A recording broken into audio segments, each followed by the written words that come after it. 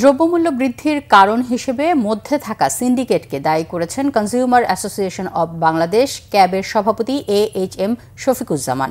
সকালে ডিআরইউতে এক সংবাদ সম্মেলনে তিনি বলেন, প্রান্তিক পর্যায়ের কৃষকদের হাত থেকে আসা শাকসবজি কারওয়ান বাজারে ট্রাক থেকে নামলেই দাম দ্বিগুণ হয়ে যায়। এক্ষেত্রে অদৃশ্য অনেক হাত রয়েছে। এই বিষয়ে সংশ্লিষ্ট প্রতিষ্ঠানগুলোর কাজ করা উচিত বলে মনে করেন তিনি। শফিকুজ্জামান আরও বলেন, কৃষি ঋণের ক্ষেত্রে সরকার ভর্তুকি দিচ্ছে, তবে প্রান্তিক পর্যায়ে কৃষকরা কৃষি ঋণ পাচ্ছেন না। কৃষকের স্বাক্ষর নিয়ে একটা সিন্ডিকেট এই ঋণের সুবিধা ভোগ করছে। এই বিষয়ে ক্যাবের পক্ষ থেকে তদারকি করা হবে বলে জানান তিনি।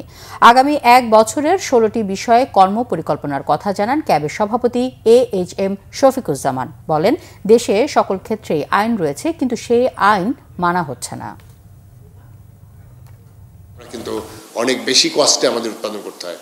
আর তারপরে হলো আপনার সবচেয়ে বড় চ্যালেঞ্জ হলো আমাদের বিপণন ব্যবস্থা। 100 টাকার যে সবজিটা আমি কিনছি, কৃষকরা যদি 80 টাকা পেত, আমার আপনার অত কষ্ট হতো না, কারণ আমি ওই টাকাটা কৃষক পেয়েছে। কিন্তু কৃষক তো পাচ্ছে 30 টাকা।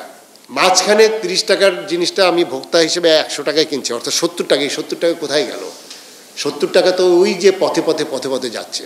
তা আমি ওই চ্যালেঞ্জটা হলো যে আমার এই দ্রব্যমূল্য নিয়ন্ত্রণের ক্ষেত্রে আমাদের উৎপাদন কস্ট প্লাস আমাদের এই যে বিপণন ব্যবস্থায় যে ত্রুটিযুক্ত, এটাকে আমরা এখনো মডার্ন করতে পারিনি।